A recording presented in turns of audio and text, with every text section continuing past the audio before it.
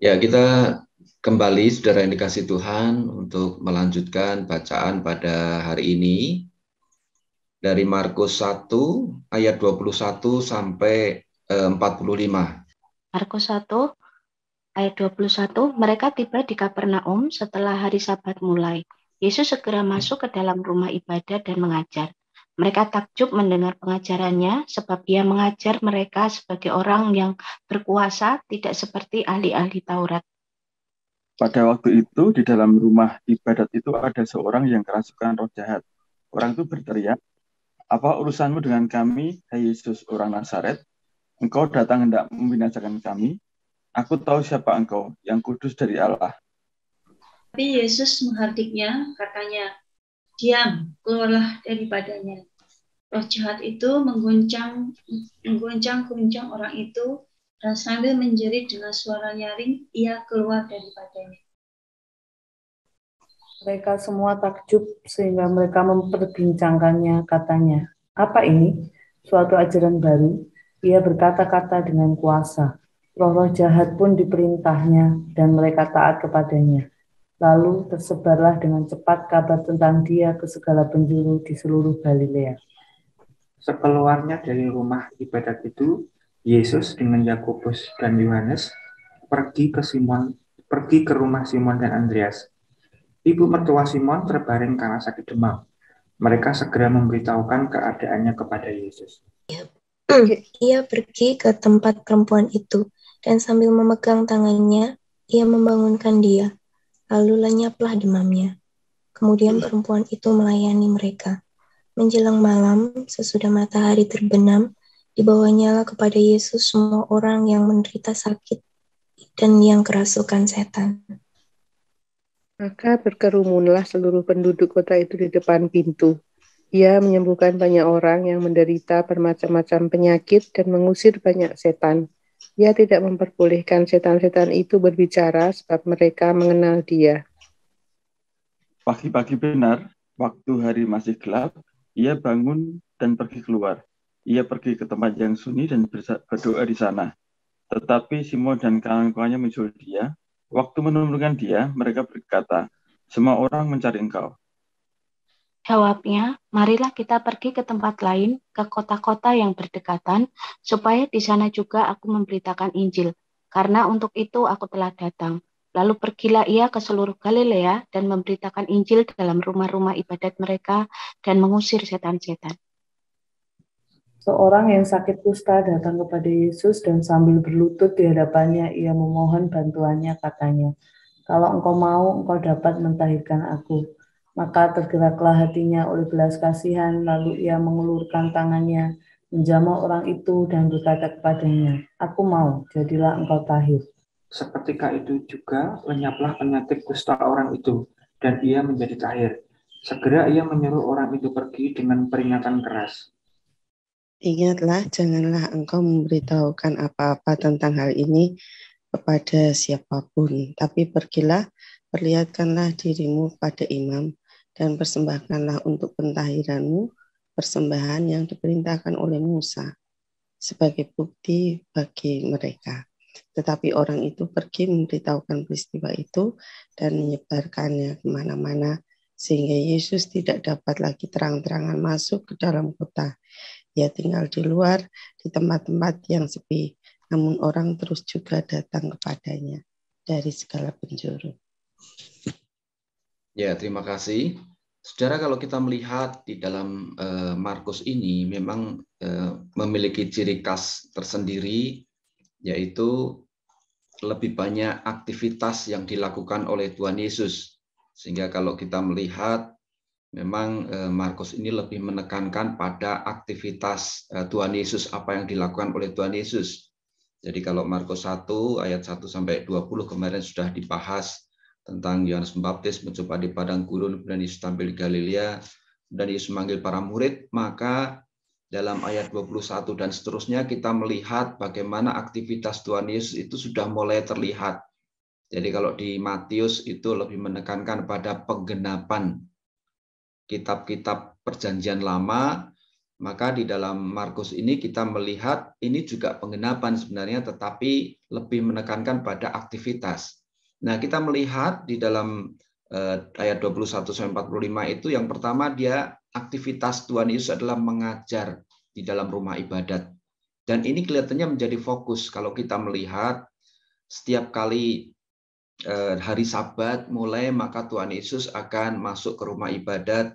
Kemudian dia mulai mengajar di tempat itu. Dia tidak pernah meninggalkan rumah ibadat pada hari Sabat. Dan ini kelihatannya menjadi rutinitas dari Tuhan Yesus, tapi juga menjadi sebuah tradisi yang tetap memegang dari kitab Perjanjian Lama. Artinya dia terus berusaha untuk mengajar di tempat yang orang-orang berkumpul, di tempat ibadat itu. Dan selain itu juga mulailah kejadian yang membuat takjub banyak orang, yaitu aktivitas berikutnya adalah mengusir roh jahat. Di sini kita melihat bahwa Tuhan Yesus benar-benar memiliki kuasa terhadap roh jahat, terhadap setan-setan. Kalau kita tadi menyaksikan dalam Markus 1 ini, selain di dalam rumah ibadat, karena ayat 23 dikatakan pada waktu itu di dalam rumah ibadat itu ada seorang yang kerasukan roh jahat. Jadi orang kerasukan yang berada di rumah ibadat. Sehingga orang itu terus berteriak-teriak. Dan dia mengenal Yesus. Apa urusanmu dengan kami, ya Yesus orang Nazaret? Engkau datang hendak membinasakan kami. Aku tahu siapa engkau, yang kudus dari Allah.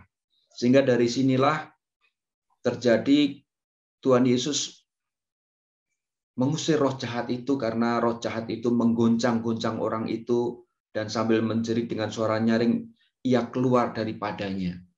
Jadi Tuhan Yesus menunjukkan kuasanya mengusir roh jahat, dan itu pun juga mendapat respon. Nanti kita lihat respon dari orang-orang banyak itu. Kemudian aktivitas yang ketiga yang dilakukan oleh Tuhan Yesus adalah menyembuhkan banyak orang. Dimulai dengan menyembuhkan ibu mertua Simon yang berbaring karena sakit demam. Dan ternyata setelah saat itu, maka banyak orang menjelang malam itu sudah matahari terbenam, dibawalah kepada Yesus semua orang yang menderita sakit dan yang kerasukan setan. Dan ini sebuah hal yang luar biasa, aktivitas Tuhan Yesus dalam ibadah, mengusir roh jahat, kemudian juga dibawa orang-orang datang kepadanya, mereka yang menderita penyakit dan juga kerasukan setan, sehingga ini juga menimbulkan kerumunan di seluruh penduduk kota itu datang ke rumah itu dan berada di depan pintu. Dan Tuhan Yesus juga merespon hal ini dengan baik, karena di ayat 34 mengatakan, ia menyembuhkan banyak orang yang menderita bermacam-macam penyakit dan mengusir banyak setan. Ia tidak memperbolehkan setan-setan itu berbicara sebab mereka mengenal dia. Nah, ini berbagai hal yang dilakukan oleh Tuhan Yesus bagi banyak orang. Mengajar, mengusir roh jahat, menyembuhkan banyak orang. Dan aktivitas pribadi yang dilakukan Tuhan Yesus adalah pada keesokan hari pagi-pagi benar Tuhan Yesus berdoa. Karena pagi-pagi benar waktu hari masih gelap, ia bangun dan pergi keluar. Ia pergi ke tempat yang sunyi dan berdoa di sana. Dan kemudian juga setelah siangnya dia memberitakan Injil di daerah Galilea. Dia tidak mau terpaku pada satu kota itu karena dia memiliki misi. Marilah kita pergi ke tempat lain, ke kota-kota yang berdekatan, supaya di sana juga aku memberitakan Injil. Karena untuk itu aku telah datang. Nah, dari sini, dari berbagai aktivitas Tuhan Yesus ini, maka kita melihat bahwa manajemen waktu bagi Tuhan Yesus itu demikian baik. Dia memulai dari kehidupan pribadi, pagi-pagi benar dia berdoa kepada Bapa. Kemudian dia melaksanakan aktivitas untuk beribadah dan mengajar di tempat ibadah. Kemudian melakukan aktivitas untuk menolong orang lain, menyembuhkan banyak orang yang menderita bermacam-macam penyakit, mengusir roh jahat dan setan, dan dia kemudian meneruskan misi yang dilakukan, yaitu memberitakan Injil. Karena untuk inilah Tuhan Yesus datang, memberikan Injil di daerah Galilea. Nah, saudara, kalau setelah kita melihat aktivitas Tuhan Yesus yang demikian padat, dari pagi, doa pagi sampai malam, aktivitas yang padat dan juga tidak pernah meninggalkan ibadat, maka bagaimana dengan respon dari orang-orang ini?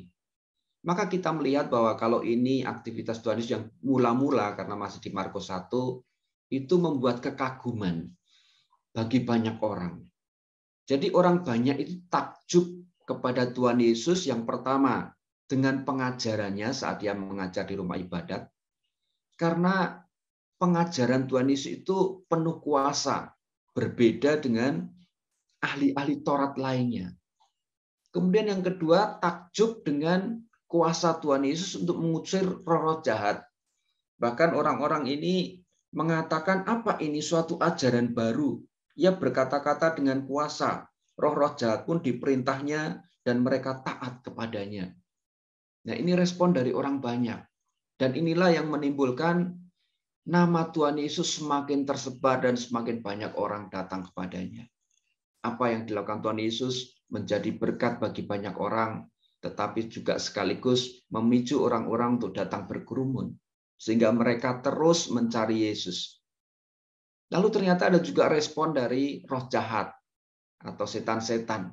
Karena mereka mengenal Tuhan Yesus. Roh jahat tahu siapa Yesus. Dia adalah yang kudus dari Allah. Inilah yang diketahui dan ini justru belum diketahui oleh orang banyak. Tapi setan sudah tahu siapa Yesus. Sehingga dengan respon dari baik orang banyak, juga dari setan-setan itu, maka Tuhan Yesus berpesan untuk diam pada roh jahat dan kepada orang yang disembuhkan. Dia mengatakan jangan memberitahukan kepada siapapun. Karena waktunya belum tiba. Dan itu bisa menimbulkan hal-hal yang tidak diinginkan. Kalau sampai orang banyak semakin berkerumun, karena pada saat itu orang Yahudi dijajah oleh orang Roma, sehingga bisa menimbulkan kesan bahwa ini akan terjadi gejala pemberontakan, dan itu bisa menimbulkan efek yang luar biasa dan kemungkinan juga akan menghambat perjalanan karya keselamatan jalan menuju salib. Nah, saudara, namun Tuhan Yesus kita tahu dari ajaran ini untuk orang yang disembuhkan itu pun tidak akan meninggalkan kewajibannya. Seperti waktu menyembuhkan orang yang sakit kusta, maka orang itu diingatkan jangan engkau beritahu apa-apa tentang hal ini kepada siapapun, tetapi pergilah, perlihatkanlah dirimu kepada imam, dan persembahkanlah untuk pentahiranmu persembahan yang diperintahkan oleh Musa sebagai bukti bagi mereka. Artinya, larangan untuk tidak memberitahukan ini tidak berlaku untuk kewajiban mereka melakukan yang harusnya dilakukan, yaitu pentahiran tetap dijalankan. Tetapi untuk memberitakan tentang apa yang dilakukan, itu supaya tidak terjadi hal-hal yang justru menghambat pelayanan Tuhan Yesus. Dan juga Tuhan Yesus juga tidak terlena dengan orang-orang yang mencari dia dan menahan dia. Tapi Tuhan Yesus di ayat 38 seperti yang tadi saya katakan, marilah kita pergi ke tempat lain. Waktu murid-murid menemukan dia, mengatakan semua orang mencari engkau. Tuhan Yesus memiliki prioritas mana yang harus dilakukan. Seumpama dia mau melayani orang-orang di sekitarnya, mungkin dia akan menjadi lebih terkenal. Tetapi tidak demikian. Yesus memiliki prioritas untuk memberitakan Injil di daerah-daerah lain. Nah, dari beberapa perikop yang ada di Markus 1 ayat 21-45 ini, kita bisa melihat amanat teks yang kita dapatkan, yaitu Yesus memiliki prioritas yang jelas dalam hidupnya, yaitu memberitakan Injil. Dia tidak hanyut dengan pujian atau kekaguman dari orang-orang yang menunjukkan bagaimana mereka takjub dan berusaha untuk mencari Yesus. Jadi Tuhan Yesus tetap pada prioritasnya, dan dia juga memiliki persekutuan pribadi dengan Allah dalam doa dan tidak meninggalkan kewajiban agama Yahudi pada saat untuk datang di rumah ibadat. Nah, bagaimana dengan aplikasi yang bisa kita lakukan? Apakah kita sudah hidup sesuai dengan panggilan kita dari Allah, yaitu memprioritaskan panggilan itu untuk kita lakukan? dengan prioritaskan tugas panggilan itu memiliki kehidupan pribadi yang baik dengan Allah. Oleh karena itu, sebagai aplikasi, mari kita terus memprioritaskan panggilan dari Allah itu dengan memiliki kehidupan pribadi yang baik dengan Tuhan. Dan terus menolong orang lain melalui pemberitaan Injil. Juga dimanapun kita ditempatkan, baik di tempat kerja, di tempat pelayanan, maupun di gereja, maupun di tempat lain, kita terus memenuhi panggilan Tuhan. Kita mau seperti Yesus, ya, kita melayani seperti Yesus melayani, dan biarlah kita terus dihembusi Roh Kudus untuk pelayanan ini. Berhembuslah Roh Kudus di tempat ini.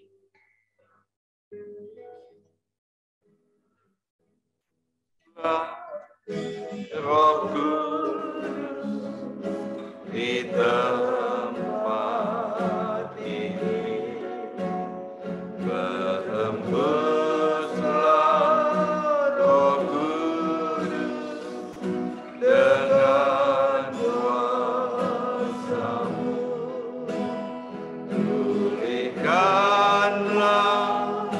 gereja-Mu di akhir zaman.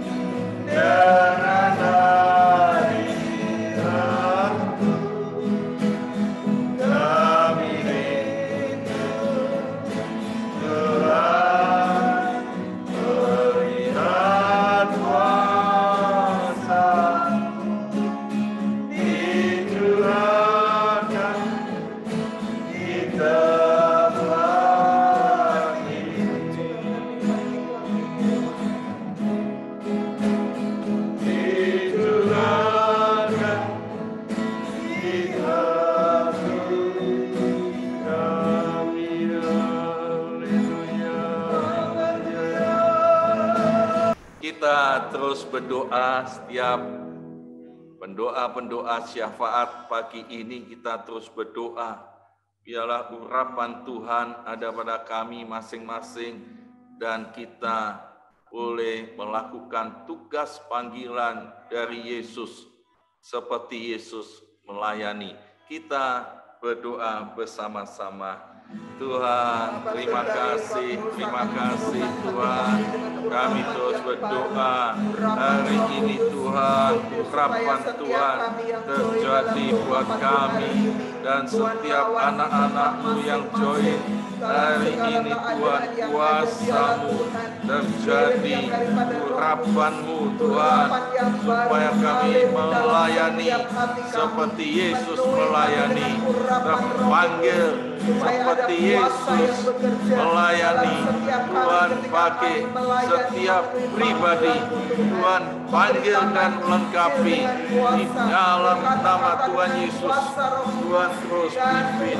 Terima kasih Tuhan di dalam nama Tuhan Yesus. Di dalam nama Tuhan Yesus. Tuhan terus melepaskan orang dari segala ikatan dosa dan kuasa kegelapan, supaya terima kasih Tuhan, membebaskan mereka dan Tuhan memberikan tanda-tanda yang ajaib setiap kami untuk melayani dengan otoritas Tuhan. Terima kasih ya Tuhan, di dalam nama Yesus kami bersyukur kepada-Mu.